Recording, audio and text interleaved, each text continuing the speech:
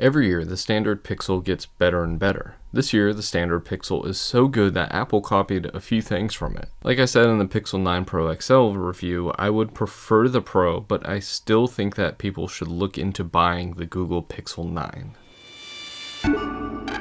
Hello everyone, this is Matt from Real World Review, and let me tell you why I think this is the best time to buy a base Pixel. Let's get started. Google Pixels have always been pretty much the same, with great or even amazing hardware, but still some cut corners. But this year, they actually tried to make this phone practically perfect.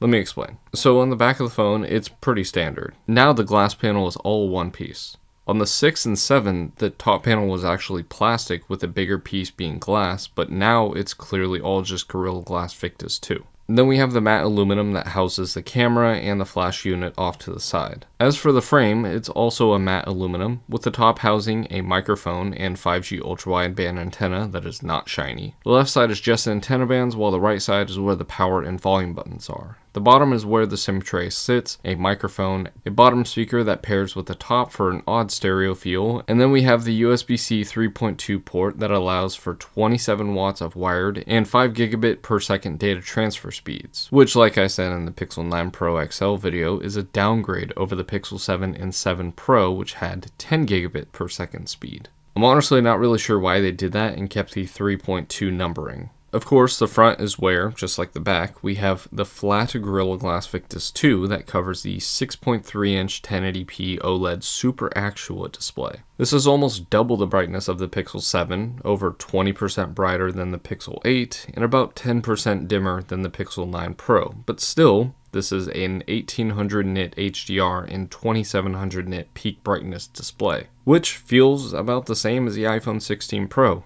if you can believe that. Just like the 8, this allows for 120 Hz for the refresh rate, and honestly, this makes it worth that price. At $799 new and cheaper in the resale and used market, this is a solid device just for the hardware alone. But at the same time, the Pixel 8 can be bought new for $699, so let me continue. Another thing is that the front camera is pretty much the same, but now focuses. Also, the ultrasonic fingerprint scanner is okay, but definitely better and more usable than the optical scanners that are known to be terrible on Pixels.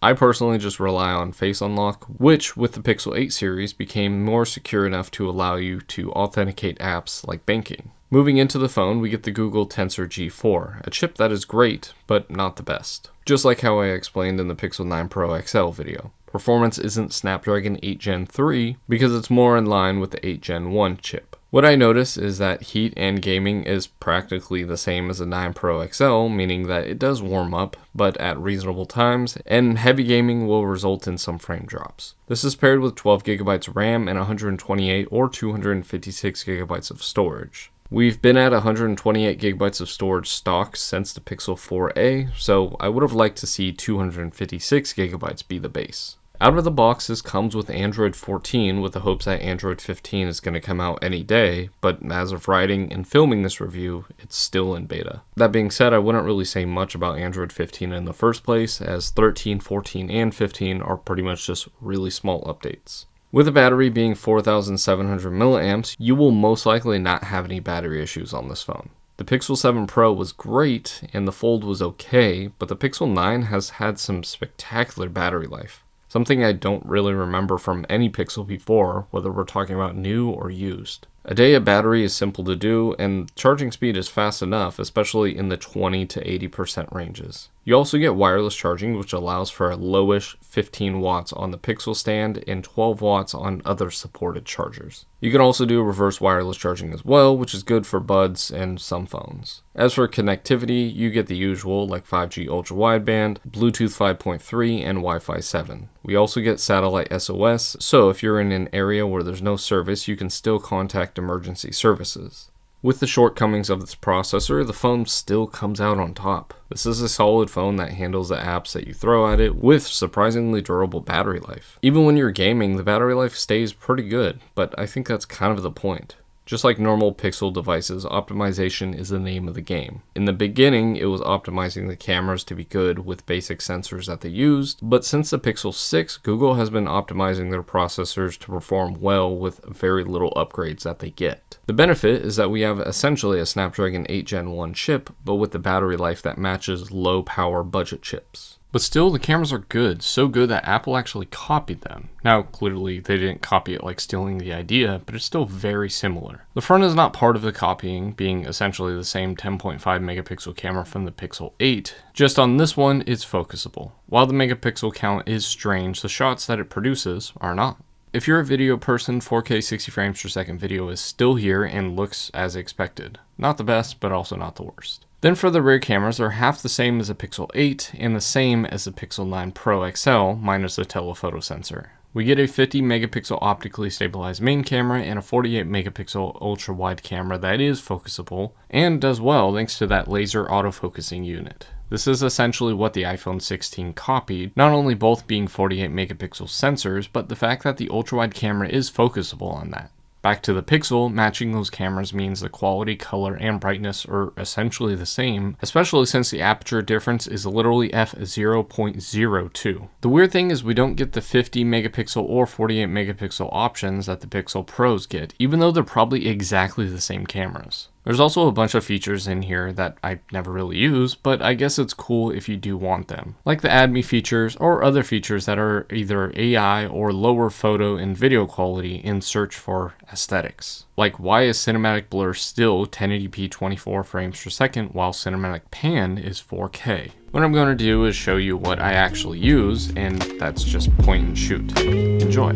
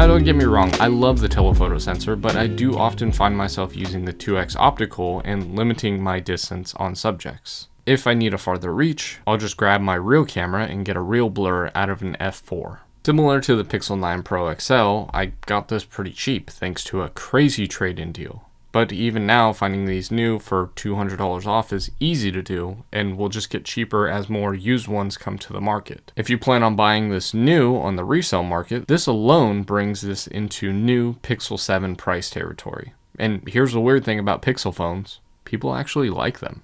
The performance and heating problems are generally only for people that either use their phones way too much or live in an area where it's hot or humid, which is not good for keeping things cold. And the modem issue has never really been an issue for me, but I do hear people saying that the 9 series has fixed their problems. I have T-Mobile, and during my testings, I would find that this would actually pick up better service, as I did go to a woodsy area and on my Visible phone, which runs off Verizon, it just wouldn't work there. But I was having the same situation with my Pixel Fold. The thing is, if Signal is a deal breaker for you, just stick to Apple or Snapdragon 8 Gen processor phones, or turn off 5G. For me, a phone is a phone, and there's some things that are important to me. Sure, performance is important, but at the same time, there's no point to overdoing it. The iPhone 16 Pro benchmarks are the same or slightly better than a MacBook with an M1 processor. Similar to people saying that the M4 processor in an iPad is overkill, well, I would say it's the same thing for the iPhone 16 Pro processor. There is a limit where we don't actually need all that power, and Google understands that.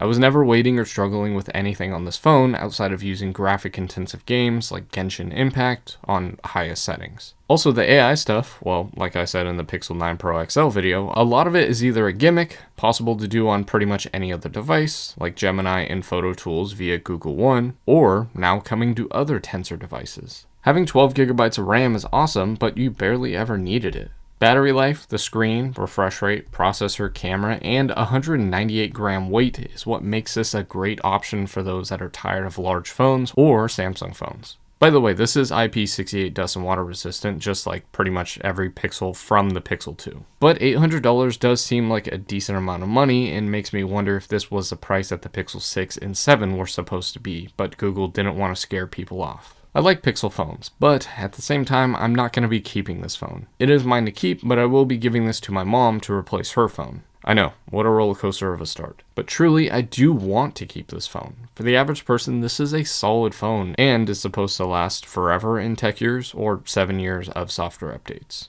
Of course, the battery probably won't, as I can probably find tens of millions of Pixel 1s through 5s that can prove that if this battery doesn't die, the board will. But even for power users, this still ends up being a solid phone. It's not meant for video editing or something even a dedicated GPU would struggle with. It's meant for normal people that do normal things. And that's my review of the Google Pixel 9. I did get a little bit more in depth in the Pixel 9 Pro XL video, which shares a lot from the Pixel 9, so you might want to check out that video. I love using this phone, but I am going to be giving this to my mom, and with that, I want to say thank you all for helping me keep this channel going, which allows me to do things like that in the first place.